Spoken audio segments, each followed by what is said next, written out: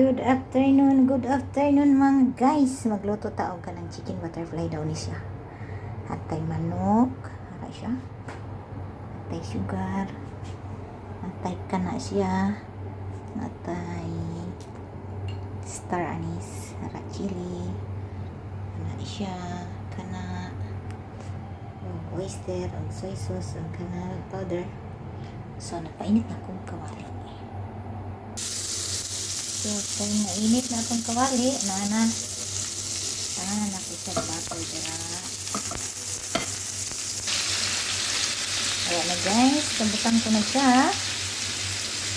Baliskad-baliskarin lang. Tapos, tanggalin na sa kawali.